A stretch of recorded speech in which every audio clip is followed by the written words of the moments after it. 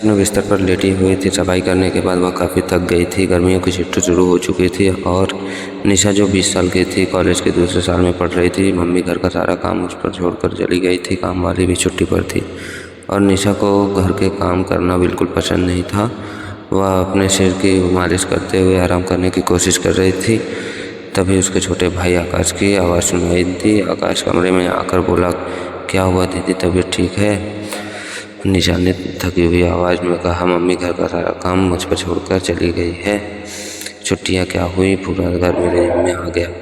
आकाश मुस्कुराते हुए बोला, कोई बात नहीं दीदी, मैं तुम्हारे लिए अभी दूध लेकर आता हूँ, उसे पीने से आराम मिलेगा। निशा ने हल्के से मुस्कुराई और बोली, ठीक है, लेकिन साथ में कुछ खाने के लिए भी ले आना।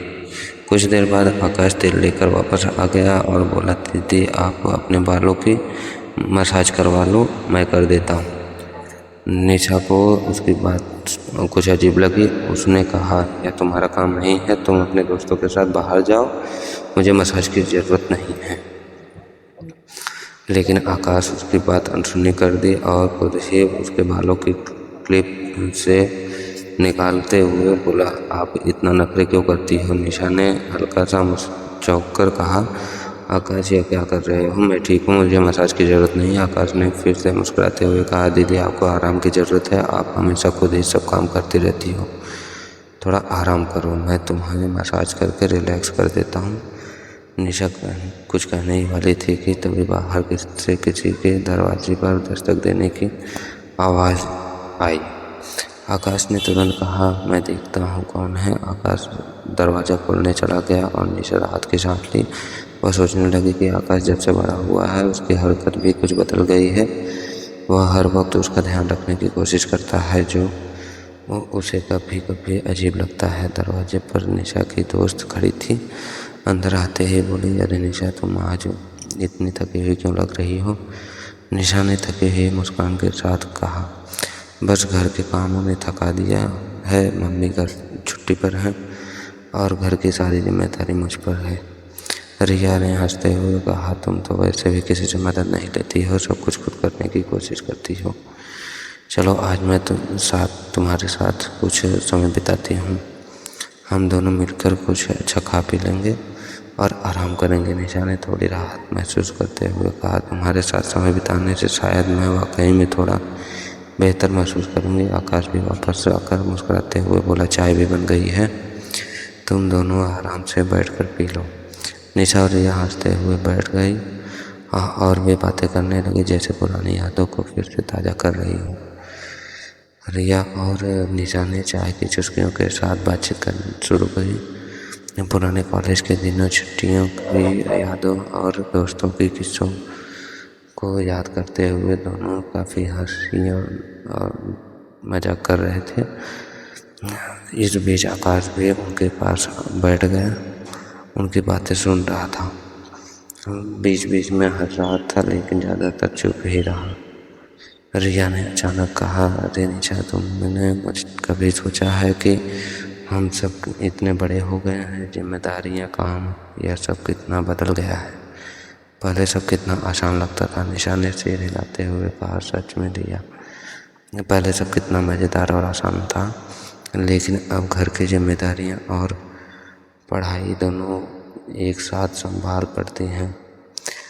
कभी कभी लगता है कि बस भाग जाऊं कहीं दूर। आकाश ने भी अचानक बीच में बोलते हुए कहा, दीदी अगर तुम चाहो तो मैं मम्मी से बात कर सकता हूँ, तुम कुछ दिनों के लिए रिया के साथ बाहर घूमने चली जाओ, तुम दोनों को अच्छा लगेगा और मैं घर का सारा काम संभालूंगा। निशा ने उसकी बात पर थोड़ा हंसते हुए कहा, तू क्या संभालेगा? आकाश, घर संभालना इतना आसान नहीं है जितना तुझे लगता है, और वैसे भी यह जिम्मेदारी अब मेरी।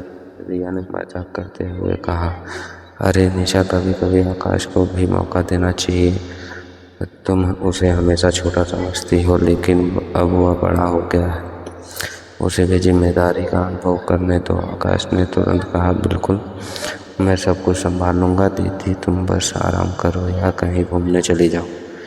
निशा ने हंसते हुए कहा, ठीक है, एक दिन देख लेंगे तेरा काम संभालना। अगर तूने सब अच्छे से किया तो मैं रिया के साथ कहीं घूमने का सोचूंगी। रिया और आकाश दोनों ने निशा की बात पर हंसते हुए सहमति जताई। दिन धीरे धीरे गुजर रहा था और निशा को अपनी थकान भी कम महसूस हो रही थी। परिवार और दोस्तों के साथ बिताया हुआ यह समय उसे बहुत सुकून दे रहा था। दिन ढलने लगा और निशा, रिया और आकाश की हंसी टटोली के बीच वक्त का पता ही नहीं चला। रिया ने अचानक घड़ी पर नजर डालते हुए कहा, अरे अब मुझे चलना चाहिए, काफ़ी देर हो गई है, घर पर मम्मी इंतज़ार कर रही होंगी। निशा ने उसे रोकते हुए कहा, अरे अभी क्यों जा रही हो, रात का खाना खाकर चली जाना, हम सब साथ में कुछ अच्छा बनाएंगे। रिया ने थोड़ा संकोच करते हुए कहा, नहीं निशा, वैसे भी मैं तुम्हें पहले ही बहुत परेशान कर चुकी हूँ। आकाश ने तुरंत बात काटते हुए कहा, परेशानी कैसी? रिया दीदी, आप यहीं रुके, मैं और दीदी मिलकर खाना बना लेंगे, फिर सब साथ में खाएंगे। निशा ने हंसते हुए कहा। आकाश की तरफ देखा और बोले, तू फिर से बातों में आ गया? चलो ठीक है, आज तू मेरे साथ खाना बनाने में मेरी मदद करेगा, देखते हैं कितना बड़ा हो गया है। आकाश ने गर्व से सीना चौड़ा करते हुए कहा, पक्का दीदी, मैं आज सब कुछ संभाल लूँगा। इसके बाद तीनों ने किचन की तरफ रुख किया। निशा और आकाश ने साथ मिलकर खाना बनाना शुरू किया और रिया मज़े से उन्हें देखती रही। निशा ने आकाश को सब्जियां काटने का काम दिया और खुद रोटियां बेलने लगी। आकाश ने काम करते देख रिया भी हंसते हुए बोली, अरे आकाश, तुम सच में काम में लग गए हो। मुझे लगता है निशा सही कह रही थी कि अब तुम बड़े हो गए हो। आकाश ने मुस्कुराते हुए कहा, दीदी हमेशा मुझे बच्चा समझती हैं, लेकिन अब मैं उन्हें दिखा दूंगा कि मैं भी जिम्मेदार हूँ।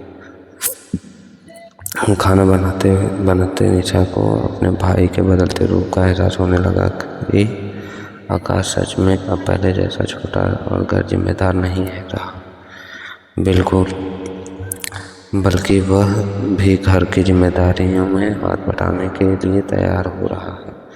उसने मन ही मन सोचा, शायद मुझे उसे थोड़ा और भरोसा देना चाहिए। जब खाना तैयार हो गया तो तीनों ने मिलकर टेबल पर खाना लगाया और हंसी मजाक करते हुए खाना खाया। रिया बोली, आज का दिन सच में बहुत अच्छा रहा, तुम दोनों के साथ वक्त बिताकर पुरानी यादें ताज़ा हो गई। निशा ने मुस्कुराते हुए कहा, हाँ सच में यह छोटे छोटे पल ही हैं जो ज़िंदगी को खास बनाते हैं। और हाँ आकाश, आज वो तुमने सच में अच्छा काम किया है, मैं मानती हूँ तुम अब जिम्मेदार हो रहे हो। आकाश ने मुस्कुराते हुए जवाब दिया कि धन्यवाद दीदी, मैं हमेशा तुम्हारी मदद करने के लिए तैयार हूँ। रिया ने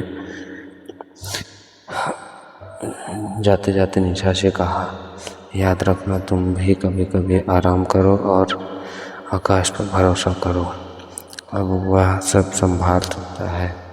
रिया के जाने के बाद निशा ने आकाश की तरफ देखा और हल्की मुस्कान के साथ बोली, शायद तुम ही सही हो आकाश, मुझे तुम पर भरोसा करना चाहिए, अब से मैं तुम्हें कुछ जिम्मेदारियां सौंपी हूँ। आकाश ने हंसते हुए कहा, मैं तैयार हूँ दीदी, तुम्हें मुझ पर भरोसा करने का ज़रूरत है। इस तरह उस दिन के बाद से निशा और आकाश को घर के कामों में शामिल करना शुरू किया। भाई बहन का रिश्ता और मजबूत हो गया और दोनों ने मिलकर हर जिम्मेदारी को साथ निभाना सीखा। आने वाले दिनों में निशा और आकाश के बीच का रिश्ता और भी गहरा और मजबूत होता चला गया। आकाश अब निशा की हर वक्त ज़रूरत को और कामों में हाथ बटाने लगा था। वह छोटे मोटे कामों जैसे बर्तन धोना, सब्जियां काटना या घर की सफाई करना खुशी खुशी करता और निशा भी अब उस पर भरोसा करने लगी थी। एक दिन निशा अपने कॉलेज के कामों में व्यस्त थी जब आकाश ने दरवाज़ा पर दस्तक दी। अंदर आकर उसने कहा, दीदी मैंने आज मम्मी की रसोई के सारे काम खुद ही निपटा दिए, अब तुम आराम कर सकती हो। निशा ने आश्चर्य से उसकी तरफ देखा और मुस्कुराते हुए कहा, सच में?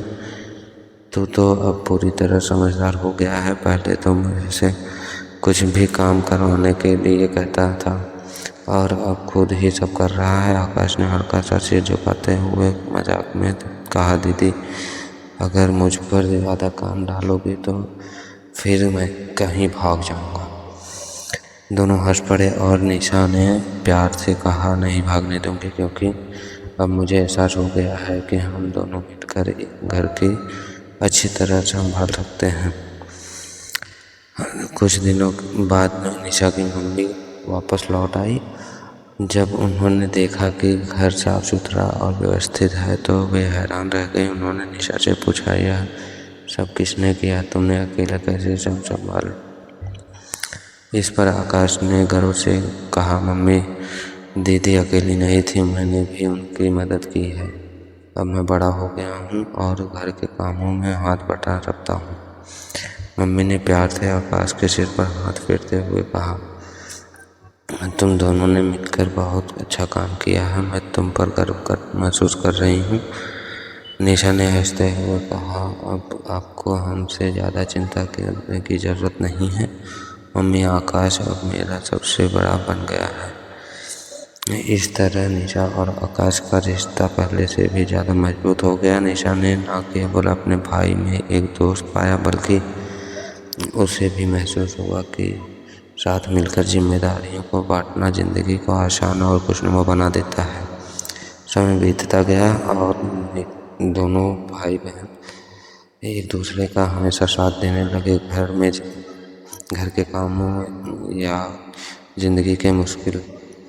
निशा अब जानती थी कि आकाश पर वह पूरा भरोसा कर सकती है और आकाश ने भी साबित कर दिया था कि वह अपनी बहन की मदद करने के लिए हमेशा तैयार रहेगा। ये रहा भाई बहन का पूरा फैमिली स्टोरी, जो कि काफ़ी अच्छा है। अगर अच्छी लगी हो तो प्लीज़ चैनल को सब्सक्राइब कीजिए और बेल आइकन को ऑन कीजिए। वीडियो अच्छा लगा हो तो प्लीज़ इसको लाइक भी कर दीजिए।